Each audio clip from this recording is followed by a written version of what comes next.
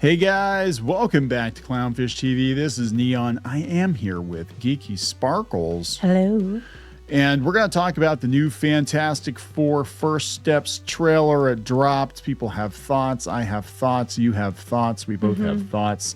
I'm sure everybody watching this video has thoughts.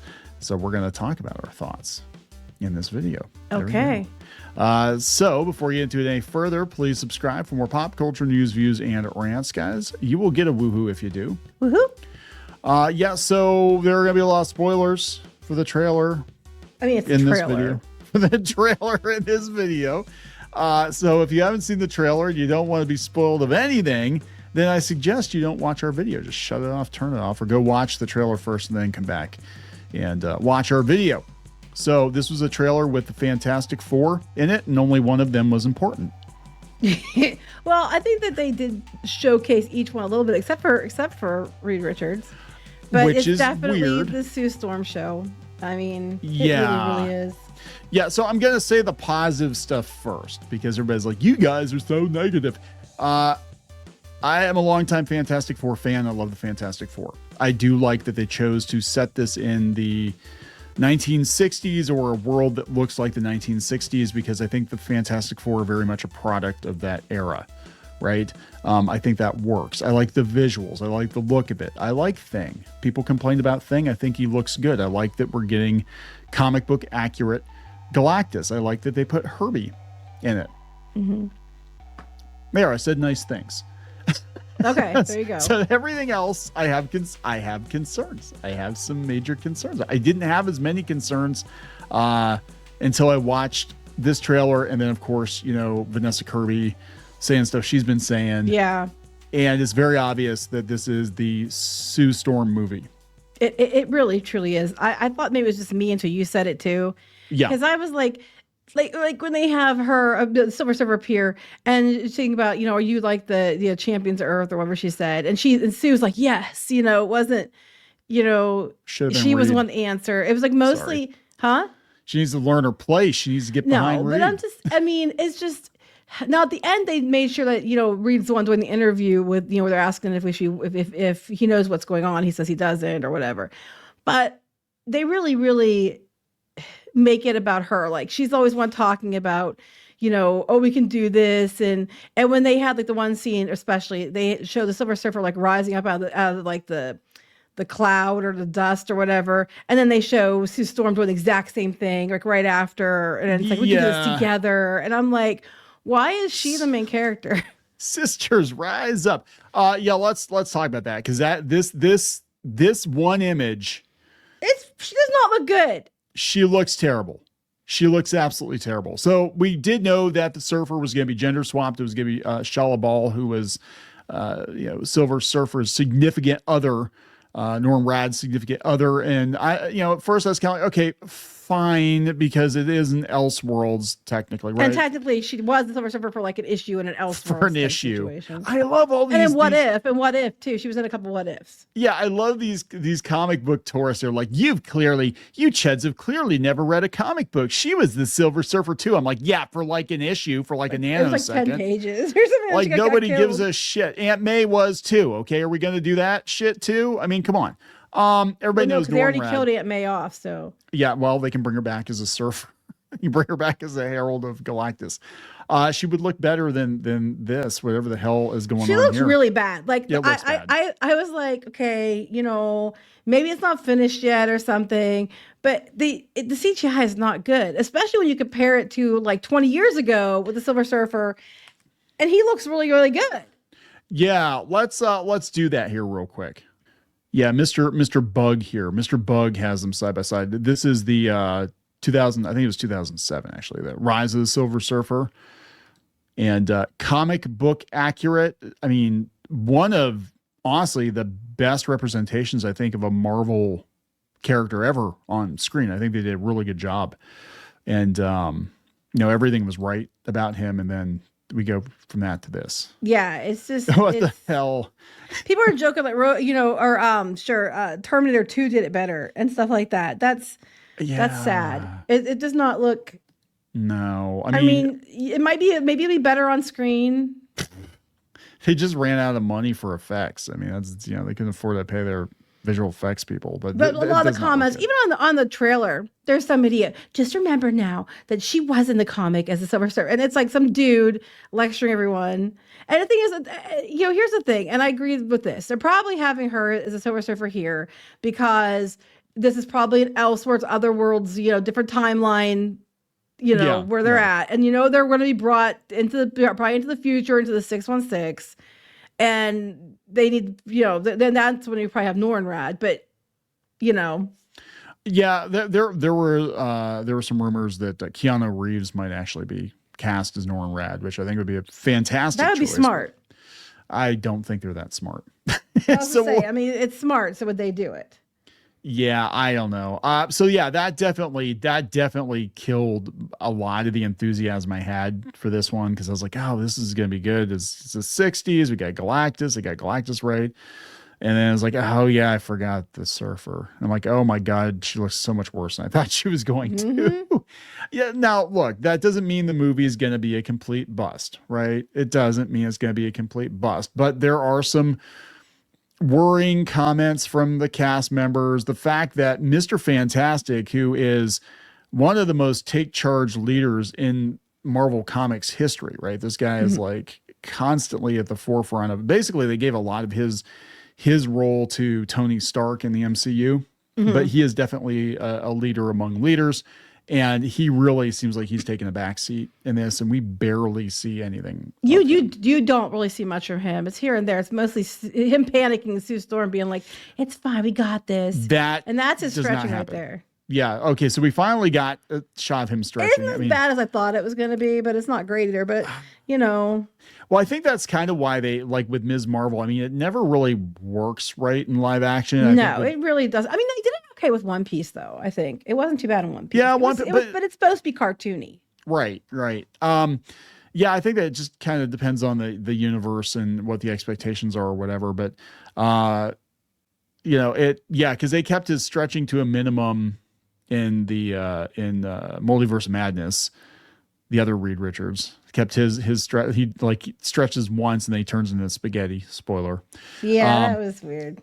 And Ms. Marvel, that also is her power in the comics, is that she can stretch and biggen her hands. And they're like, nah, we're just gonna cover her hands with like crystals. Yeah, just do that instead, because that's more convincing than this, right? It's probably cheaper too.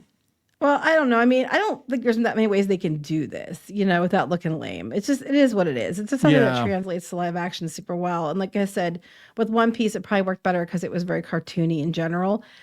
That's pretty much all you saw of him, was like either he's being like, "Oh, I don't know what I'm going to do. I'm panicking because you're pregnant," which they basically mentioned. Yes. And you know, we're gonna go up and talk to them or do what we're gonna do, and we don't know what they want. And then the stretching, and then the rest of it, you saw a lot with the Thing and his interactions with kids, and you saw a lot of the environment. I like that too. I like the environment. I like the aesthetic. But for the most part, it was a Sue Storm commercial. Yeah, and still Sue and Silver Surfer. Yeah, and that's what I'm afraid it's going to be. I think it's going to be about like, you know, woman versus woman, and it's going to be a Sue Storm. And then people are waiting for the other shoe to drop. They think that she's not going to be pregnant with Franklin, but with Franklin's sister, because we don't actually see, you know what I'm saying? And then they'll be like, oh yeah, let's just get rid of Franklin Richards while we're at, get rid of the male Silver. You know, so it's just kind of like, yeah, I mean, there's some things I like about, and I don't know. I'm gonna be honest. I don't know how the movie's gonna be. I have no idea. This is the only one I really had any hope for. And if they screw this one up, there's no hope for toast. Doomsday. Yeah, that's it. Because it's, I mean, I know it's getting a ridiculous number of views on YouTube. But again, my gut reaction is it's the Fantastic Four. Why is the teaser trailer and this trailer focused almost exclusively on Sue? Yeah, because it's exactly what you think. But you know, I hope we're wrong and it ends up being good, because I know you'll be very upset if it doesn't. You know, I've just gotten to a point now where, and it's kind of with Star Wars too, where I expect worse. Yeah, pretty much. I mean, that's why like Minecraft, I was pleasantly surprised. I'm like, wow, that wasn't the absolute worst movie I've ever seen in my life. I actually could enjoy myself. I think anymore when you go into these movies and you're expecting like a freaking, you know, 4-star Academy Award winning masterpiece, it's like you're gonna be disappointed, right? But sometimes we can't even get to competent. That's where it's depressing as hell. It's like we can't even get to competent. It's like it doesn't have to be a masterpiece, but at least it has to be entertaining. At least it has to be competent. Yeah. But I'm just kind of over it. I mean, I don't know. I'm bored of Marvel. I wanted this one to be good. It might be good. I don't know. I'm still probably gonna go see it. I'm gonna be honest. You know, but I have a strong feeling it's gonna be, you know, the Sue and the Storm and the Silver Surfer show. Yeah, that's exactly. And I think it's going to be, you know, an empowering commentary on feminism or some shit like that, because, you know, it's but that's, no one wants that. No. And this is like, it almost feels like it's overkill, because Sue, like the Sue in the Tim Story movies was kind of an airhead. I mean, they really kind of did her dirty, but now I feel like they're going to go the opposite way and make her like I am the main character. Yeah, she is one of the Fantastic Four. Yes, she is one of the most powerful people in the Marvel Comics universe. But I don't like the idea of Reed taking a backseat, even if I'm not a huge Pedro Pascal fan, because Reed Richards is better than that. You know, he's Mr. Fantastic, for fuck's sake, right? Here's the thing, though, because to me it seems like, you know, one, there's a team of four, so everybody has their role to play. But two, like in a marriage or whatever, for most people, unless you're really insecure or whatever, you're going to try to tend to marry someone who, you know, is at a similar level as you. So it makes sense that they both were really powerful, or they both were really smart, or they both, you know what I mean? This works for us. I know, right? But you know, you usually tend to be, you know, have similar interests at a similar level, if that makes sense. And unless you're a trophy wife or husband or something, it makes sense that she would be, you know, up there with him. But it also doesn't make sense if you're talking about the time period and you're trying to play that time period, especially too, that, you know, everybody be deferring everything to her. Yeah, and look, I mean, it could just be the way they kept the trailer. It could be, but I mean, the stuff that she said, that they're basically like, we're gonna, you know, kind of turn feminism on here or whatever. Well, the other possibility could be because they keep focusing on how they're a family. Like she's pregnant and they're all excited because they're going to, you know, that they're going to be the best uncles ever and everything else. If they're focusing on a family dynamic, it's usually the mom or the woman that usually keeps everybody together. So it could be, you know, and everybody kind of like defers to mom. So it could be like she's the mom, and that, you know, in that regard, but that might be in the dynamics in the house. I mean, it's the dynamics at other places, but that could be what they're going for. I don't know. I would laugh though if she tries to take charge of like everything, and it's like, shut up, Karen. Just stop it. Stop it. Because that was so well when you tell me that. Yeah, I know, right? Stop it. No, I mean, I just, because all we saw, again, I was waiting for more Reed Richards, and there was a... They aren't showing him much. They're hiding him. And there actually was a scene that looked like a lot of fun that they didn't, I don't think they had. They have the scene where he was the Mr. Fantastic, he had the kids TV show. No. Like okay, so they had a scene in the, I think it was last year's San Diego Comic-Con, the leaked trailer or teaser or whatever for it, and he was like a Mr. Wizard, and he had this kid show, and he's like, you know, talking about, you know, multiverses and all this stuff, and he got into the character, and he's like, okay, fine, you just want to see me blow something up, and that was fun. That was like, okay, I like that. They didn't show that, so I'm hoping they cut it, because I'm like, oh, for God's sake, we can't have any, you know, anybody like Mr. Fantastic. I'm hoping it gets better. I mean, but I'm with you. I just don't want to expectations are low. So at this point in time, you know, as long as it exceeds expectations, which doesn't take much, people will be happy.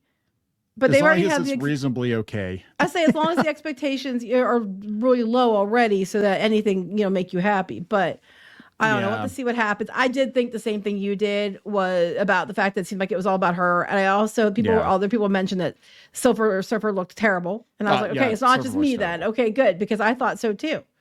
Yeah. Yeah. So, I mean, we'll wait and see. Now, what's interesting, though, is this one comes out a week. I can't remember if it was a week before or a week after Superman. Yeah, around the same time. But this is just an observation. There's a tonal shift in the superhero movies, because both this one and Superman have like a retro feel to them. like a more This like, one more so though. yeah, but like a comic, they feel more comic booky. Does that make sense? Like Yeah. they feel more like they're not even trying to be super realistic because that was what they're going for the longest time. They're like, now let's just run with it. We got a dude made of rocks. I mean, a guy who lights himself on fire. Well, I'm bummed the fact that this is most likely, alternate universe type situation. So they're going to be brought over here and we're going to lose that whole 60s vibe, which I really love. And I think, we're going to lose that moving forward, which sucks, but. Yeah, because I mean, I think they're gonna the way I understand it is gonna go down kind of like Captain America, where just the first movie is him in his time period, and then it's him adjusting to being in the modern day, and that's my understanding of what is going to happen here. Is they get tossed from their universe into the 616, and then they're kind of like fish out of water. Because they're going up at the end, like they're going to go up and deal with the threat. And I'm like, do they watch him destroy the world and then they get kicked over to our world, or something? Spoilers. That is my it's just theory. That is my understanding of the. Yeah, basically they make a big deal out of him being like, yeah, I don't know if we can save the world, because my understanding is they don't. Somehow they wind up in the 616, and then they have to deal with fact. Okay, well, here's the next thing though. If they're up in space and that happens, what happened to their kid? Well, if their kid's Franklin, he'll be fine. Yeah, I'm just saying though, because she already had they throughout the trailer, she's pregnant and then she's not pregnant, and they're fighting the threat like they got warned, and then it's like a short time later. Well, there's a time skip, I guess. Right, and then the baby's born and everything else. So if they're going up, unless something else happens, they get shifted and they have their kid. If they're going up to try to deal with the problem and they get shifted, then. Well, their kid wasn't with them, so where'd the kid go? Unless that's gonna be a plot point. Oh no, we killed the kid, so now they're gonna have to deal with their problems, and then that's why she's gonna probably cheat on him with Namor and all this other crap because they're having marital problems because they got their kid killed. Oh God, I don't want them to go there. I'm just saying. Yeah. Or she thinks her kid's dead or something, but the kid's Franklin. He can create like pocket universes and shit with his mind. So yeah. It's like, that's their out. If they bring Franklin Richards into it, like that's how they reset the whole MCU. It's like, yep, we're just going to pull a Heroes Reborn and we're just going to create like a pocket universe and all that stuff. Yeah. It's just, we're going to create a whole new universe and start over. Actually, if it were up to me and I were going to reboot Marvel in general, I would reboot it in the 1960s.